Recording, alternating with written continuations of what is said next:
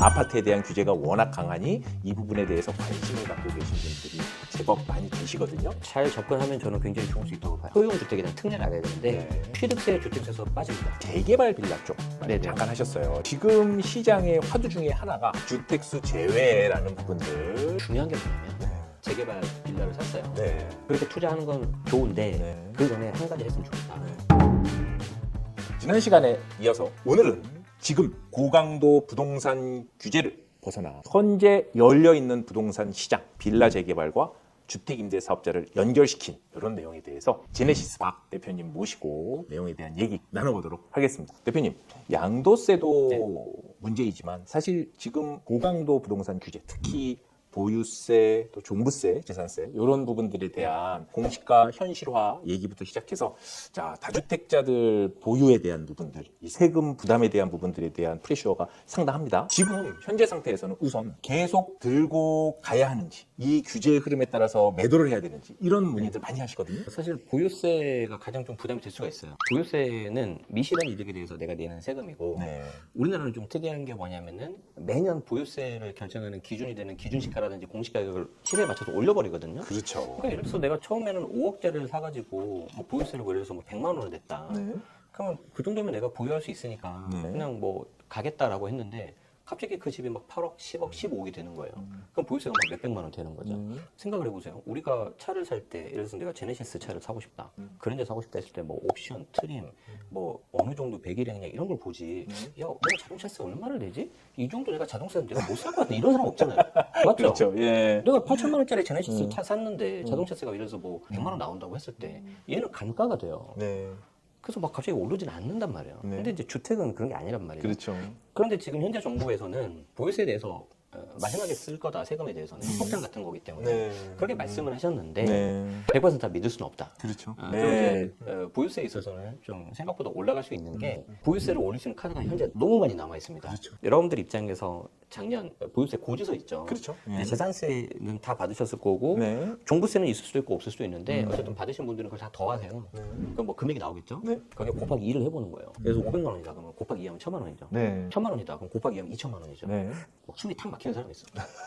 어떤 사람은 뭐 낼 수 있겠는데? 예. 이런 사람이 있을 거예요. 그래서 숨이 탁 막히시면 네. 대비를 하셔야 돼요. 네. 그래서 이제 대비를 한다는 거는 심플해요. 다른 거 없어요. 그냥 팔아야 돼요. 근데 문제가 뭐냐면 팔려고 봤더니 양도세 중과가 딱 우리 앞에 영상에서 그게 남아있죠. 네. 그래서 내가 세금을 3억 원 내면 되는 갑자기 6억을 내라는 거죠. 네. 야, 그럼 내가 3억을 더 내야 되는데 보유세를 1년에 3천만 원 더 내면 10년을 버틸 수 있잖아요. 네. 이론상. 예, 그렇죠. 버텨볼까? 네. 그렇게 한단 말이죠. 예. 근데 그게 막상 쉽지 않습니다. 그렇죠. 저도 예를 들어서 그 상가 공실 한 1년 버티면 되겠지라고 돈을 넣어놓고 이자 내고 버텼는데 한 5, 6개월 되니까 숨이 막혀요. 그런 것처럼 보유세는 생각보다 좀 세게 나올 수 있다. 네. 그래서 여기에 대해서 좀 미리 좀 잘 보셔야 될 것 같고 이제 매각하는 경우에는 양도세 중과라는 복병을 만나셔야 되고 양도세 중과가 너무 부담되시는 분들은 증여를 하셔야 됩니다. 그래서 이제 그거 둘 다 힘드신 분들은 미리 그 전에 중과 맞기 전에 파셔야 되겠죠. 네. 그래서 사실 최근에 서울 같은 경우에 증여 건수가 엄청 늘었어요. 네. 여기에 대해서 여러분들이 좀 대비가 있으셔야 될 것 같다. 그렇다면 지금 같은 시장에서는 네. 남겨야 되는 자산, 아, 그렇죠. 그리고 네. 정리해야 되는 자산 이 부분을 구분을 해서 판단해야 될 것 같은데 어떤 기준이 딱 좀 찍어드리겠습니다. 예. 그냥 넘주기 아까우면 갖고 계셔야 됩니다. 넘주기 아깝다. 아, 넘기기 아깝다. 예를 들어서 똑같은 8억대, 10억대 아파트가 있어요. 서울에 있는데 네. 예를 들어서 외곽에 있고 네. 지하철역도 멀고요. 네. 뭐 오래된 한 20년 된 아파트예요. 이런 게 A라는 아파트가 있고 네. 똑같이 8억에서 10억대인데 경기도예요. 서울도 아니고 경기도야. 네. 그런데 역세권이고요. 뭐 한 2천, 3천 세대 대단지고요. 한 10년 안 되는 준신축이에요. 네. 뭘 갖고 있어야 될까요?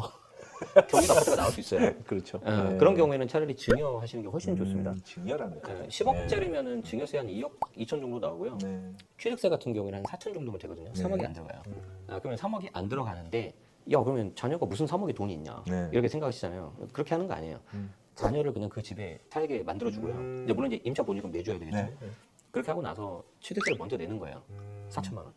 그러면 이름이 바뀌잖아요. 네. 자녀 걸로. 네. 그리고 그 자녀가 집주인이잖아요. 이제 그렇죠. 전세 줘버려요. 아. 그럼 전세 얼마 들어오겠어요?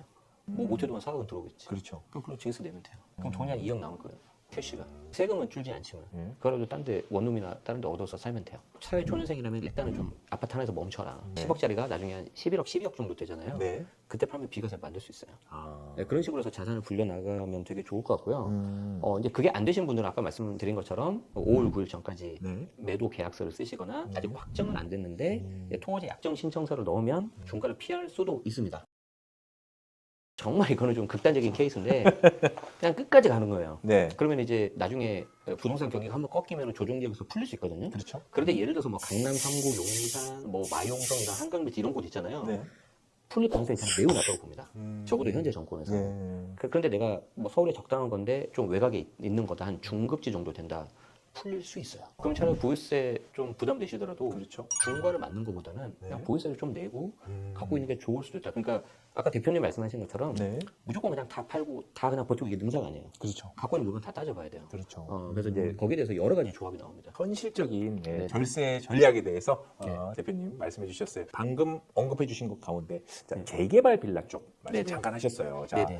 지금 시장의 화두 중에 하나가 주택수 제외라는 부분들, 자, 빌라 재개발과 연관되어서 아파트에 대한 규제가 워낙 강하니 이 부분에 대해서 관심을 갖고 계신 분들이 제법 많이 계시거든요. 이런 내용에 대해서는 어떤 네네. 관심 갖고 계신가요? 저는 이제 공부를 많이 하시고 잘 접근하면 저는 굉장히 좋을 수 있다고 봐요. 네. 대신 이제 여러분들이 뭘 알아야 되냐면은 소형주택에 대한 특례를 알아야 되는데 네. 소형주택은 다시 신축과 구축 두 개로 나뉩니다. 그렇죠. 그래서 24년 1월 10일부터 27년 12월 31일까지 네. 전용 60제곱미터 이하고 실거래가 6억 이하면은 취득세, 주택세에서 빠집니다. 그리고 우리가 이제 조심해야 되는 게 뭐냐면 주택수가 취득세, 보유세, 양도세 세 개가 다 달라요. 자, 그런 경우에 이제 취득세, 주택세에서 빠지는데 네. 조심해야 되는 게 뭐냐면 네.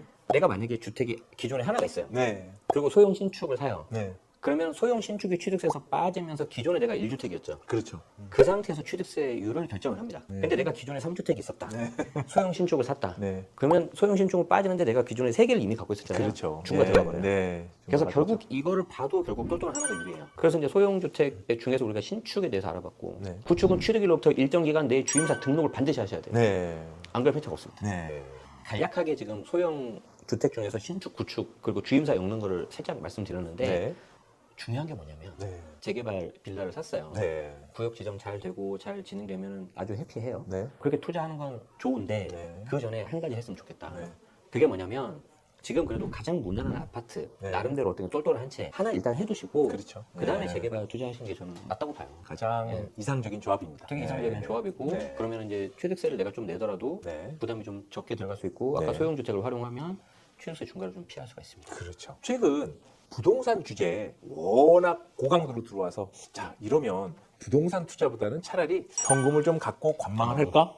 아니면 부동산을 벗어나서 주식이나 다른 자산 쪽에 눈을 돌리시는 경우들이 좀 많이 있어요. 지금의 시장 흐름 자 어떻게 보고 계실까요? 결국 이 투자는 두 가지밖에 없어요. 시세 차익이냐 현금 흐름이냐 수익성이냐 두 가지밖에 없어요.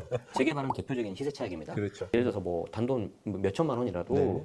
현금을 좀 가지고 있는 상태에서 뭐 주식이든 부동산이든 투자를 하시는 게 좋을 것 같아요. 시장이 좀 혼란스러워지고 기회가 생길 때 매수할 수 있는 자금도 있어야 되지 않나 싶습니다.